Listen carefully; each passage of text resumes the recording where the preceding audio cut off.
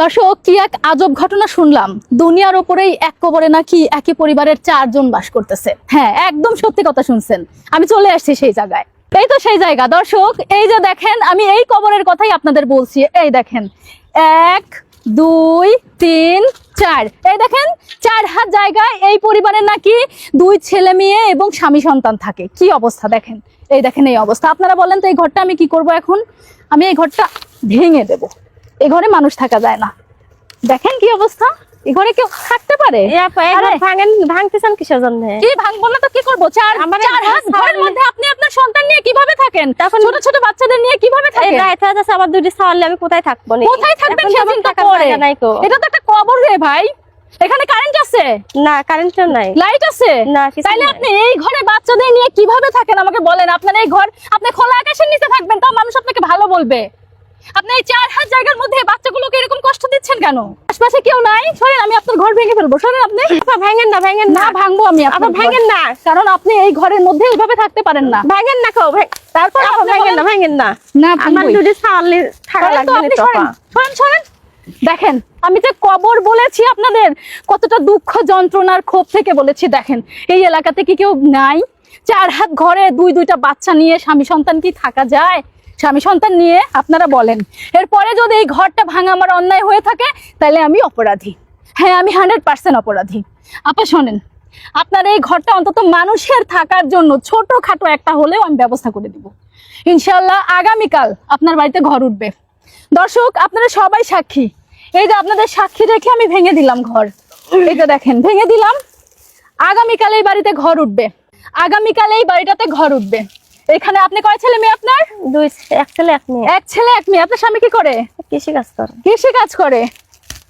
এই যে আমি ভেঙে দিয়ে গেলাম, ঠিক আছে? আমাকে চিনে রাখেন। আমি আইসে আপনার ঘর করে দেব, ঠিক আছে? এই যে আমি আপনার ঘর ভেঙে দিলাম না, আমি কথা দিচ্ছি আমি আপনার ঘর করে দেব। যান, আপনি আর টেনশন করেন না। দিবেন তো?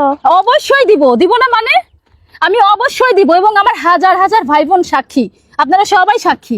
আমি এই মহিলার ঘরটা করে দিব। তার 2টা সন্তান আর স্বামী নিয়ে এই ঘরে থাকেন না? এই ঘরে থাকে। আল্লাহ, কারেন্ট নাই, লাইট নাই, কি অবস্থা রে খুদা। দেখেন দর্শক, আসেন। এই দেখেন, আমি ভেঙে দিলাম। কেন বললাম রে ভাই যে 4 হাত ঘরের মধ্যে থাকে? এই দেখেন, এইটা দিয়ে ওটা 4 হাত ঘরের মধ্যে অবস্থান করে। এ পাশে কি করেন? এই পাশে খাওয়ার কিছু জিনিসপাতি রাখে। আহারে, হায় রে জীবন। মানে কি বলবো, মানুষের বাথরুমও হয় এর থেকে বড়। বিশ্বাস করেন, কথাটা বলতে খারাপ লাগছে, কষ্ট লাগছে। এরকম একটা অসহায় মানুষের সামনে কথাটা বলছি, কিন্তু তারপরে আমাকে বলতে হচ্ছে। কারণ সমাজের যা চিত্র, সমাজের যা বৈশিষ্ট্য, বর্তমানে সমাজের যা অবস্থা, আমার মনে হয় আপনাদের জানান দেওয়া দরকার। দেখেন, আপনি একটু খেয়াল করেন, প্রত্যন্ত বিল, আশেপাশে কেউ আছে?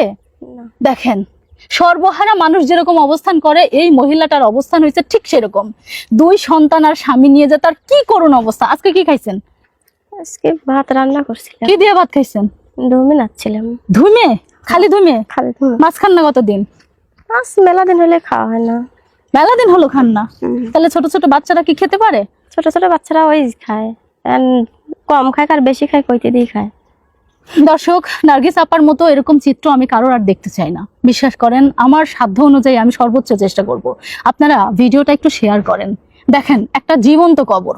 এটাকে আপনি জীবন্ত কবর ছাড়া কিছুই বলতে পারবেন না। 4 জন মানুষ এই 4 হাত ঘরের মধ্যে থাকে। কালকে ইনশাল্লাহ অবশ্যই তার এই মাটিতে, এই ভিটার উপরেই একটা ঘর উঠবে, যে ঘরে সে তার 2 সন্তান এবং স্বামীকে নিয়ে অন্তত একটু স্বাভাবিক জীবন যাপনে ফিরে আসবে, একটু ভালোভাবে বাঁচবে। আপনারা সবাই সাক্ষী, ভিডিওটা শেয়ার করেন। ইনশাল্লাহ কালকে এই ভিটাতেই এই আপার মাথার উপর ছাদ হবে, এই বাড়িতে নতুন ঘর উঠবে।